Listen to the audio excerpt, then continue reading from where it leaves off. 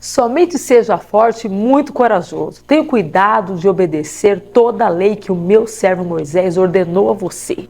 Não se desvie dela, nem para a direita e nem tampouco para a esquerda, para que você seja bem-sucedido por onde quer que fores, por onde quer que andares. Não deixe de falar as palavras desse livro da lei e de meditar nelas de dia e também de noite, para que você cumpra fielmente tudo o que nela está escrito. Só então os seus caminhos prosperarão e você será bem-sucedido.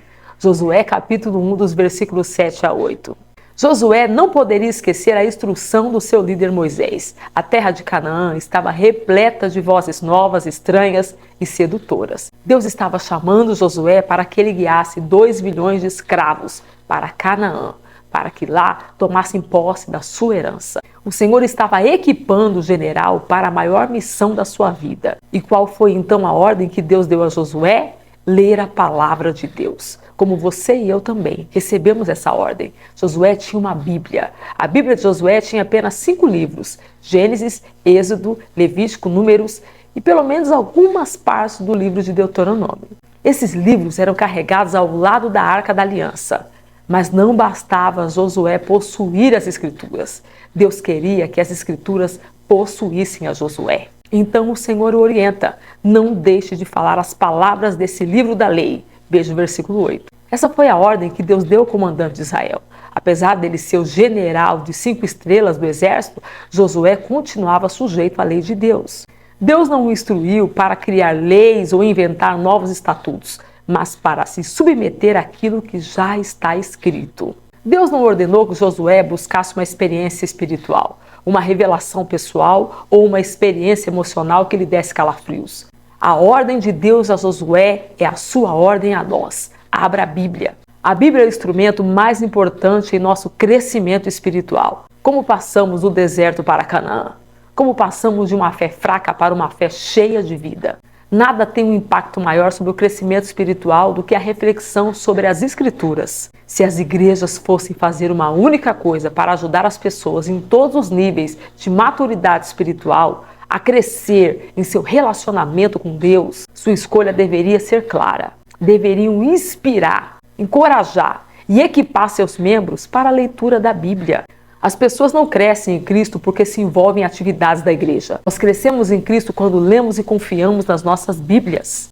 Então, se nós desejamos uma vida de crescimento e maturidade, precisamos interagir com a Bíblia. Medite nela. Medite sobre ela dia e noite. Pense e repense a palavra de Deus. Permita que ela seja o seu guia. Consulte-a quando você tiver perguntas. Faça dela a autoridade suprema em sua vida. O conselho que eu mais dou às pessoas é: não trace seu percurso segundo as opiniões de pessoas ou sugestões de sua cultura. Mas sabe o que acontece? Nós preferimos a autoridade de uma urna eleitoral, da pesquisa do mercado ou daquilo que nos faz sentirmos bem. Esse tipo de resistência não é algo novo, gente. Quando Paulo escreveu sua carta a Timóteo, o apóstolo estava ajudando o jovem pastor com a onda do egoísmo na cultura. Paulo fez uma lista de 19 características dessas pessoas. Leia 2 Timóteo 3, dos versículos 1 a 5. E você percebe que cada uma era fruto de rebeldia. E qual é a maneira certa de lidar com esse tipo de egocentrismo? Voltar-se para a Bíblia, gente. Quanto a você, porém, permaneça nas coisas que aprendeu e das quais tem convicção, pois você sabe de quem o aprendeu. Porque desde criança você conhece as sagradas letras que são capazes de torná-lo sábio para a salvação mediante a fé em Cristo Jesus. Toda a Escritura é inspirada por Deus e é útil para o ensino, para a repreensão, para a correção e para a instrução na justiça. 2 Timóteo 3, dos versículos 14 a 16. Segundo Paulo, gente, a Bíblia existe para torná-lo sábio para a salvação mediante a fé em Cristo. Veja o versículo 15. Estamos perdidos e precisamos ser salvos. Jesus é o nosso Salvador amoroso e nós precisamos aceitá-lo. Essa é a mensagem primária das Escrituras. Mas muitos de nós ficamos perguntando: será que a Bíblia é realmente inspirada? Podemos acreditar na afirmação de Paulo, segundo a qual toda a Escritura é inspirada por Deus? Gente, eu acredito que sim. pelas seguintes razões. A Bíblia, ela é notável em sua composição. Ela foi escrita ao longo de 16 séculos por 40 autores diferentes. Foi escrita por soldados, por pastores, por fazendeiros e também por pescadores. Quem começou a escrevê-la foi Moisés lá na Arábia. Foi terminada pelo apóstolo João na ilha de Patmos. Foi escrita por reis em palácios, por pastores em tendas e por prisioneiros na prisão. Como que 40 autores, muitos dos quais não se conheciam, que escreveram em 3 línguas diferentes, em diversos países, separados por 1.600 anos, conseguiram produzir um livro com um único tema, sem uma mente e um único organizador por trás dele? Ela é notável por sua durabilidade. É o livro mais publicado de toda a história. Foi traduzido para no mínimo 1.200 línguas por um exército de tradutores. Sobreviveu a todos os seus adversários. Bíblias têm sido queimadas por governos, banidas de tribunais, mas a palavra de Deus perdura.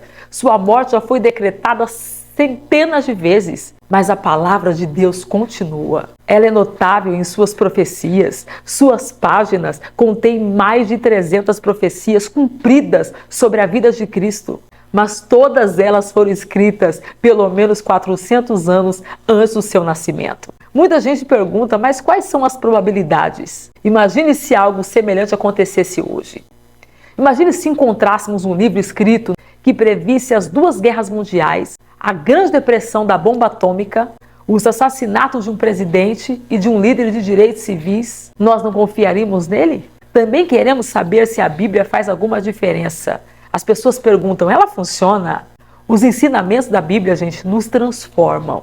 Quando você inicia a leitura nela, em pouco tempo você vai descobrir que não é você quem lê a Bíblia, mas é a Bíblia que te lê.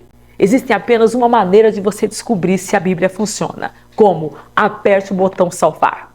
Todos nós sabemos qual é o botão salvar, não é?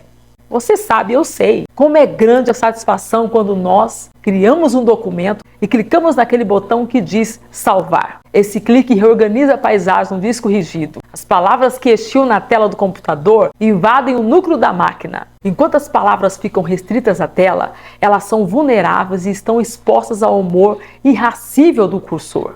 Mas quando o salvamos, ele está seguro. Você sabe disso. Agora, a minha pergunta para você é: você está clicando esse botão nas Escrituras? Nós salvamos a verdade quando permitimos voluntária e conscientemente que aquilo que ouvimos se torne parte daquilo que somos. Jesus disse: vocês conhecerão a verdade e a verdade vos libertará. João 8,32. Quando conhecemos, salvamos a verdade. A verdade nos liberta da culpa, do medo, da raiva, do ressentimento, da dor. A verdade salva. Tem um impacto configurador sobre o coração. Apenas quando permitimos que a verdade das Escrituras seja a autoridade da nossa vida, nós descobrimos se ela funciona.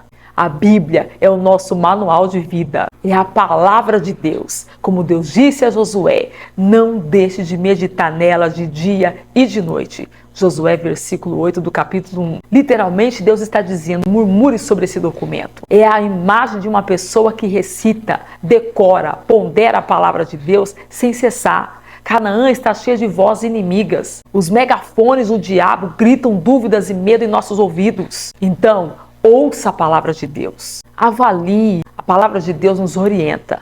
Habite ricamente em vocês a palavra de Cristo. Ensinem e aconselhem-se uns aos outros toda a sabedoria contida nela. Colossenses 3,16. Mastigue-a, engula-a, fale-a. Comece com uma oração. Deus, por favor, fale ao meu coração durante a minha leitura. Então, com o coração aberto, leia até uma mensagem tocar seu coração. Eu fiz isso essa manhã. Eu procuro fazer isso todas as manhãs e todas as noites, porque aqueles que fazem isso são ricamente recompensados. Deus prometeu a Josué, os seus caminhos prosperarão e você será bem-sucedido. Veja o capítulo 1 e o versículo 8. Gente, esse é o único lugar no Antigo Testamento em que encontramos as palavras prosperar e sucesso juntas. Isso é uma promessa com destaque. Alinhe-se com a palavra de Deus. Entre em harmonia com o que Deus está falando e você pode esperar prosperidade e sucesso.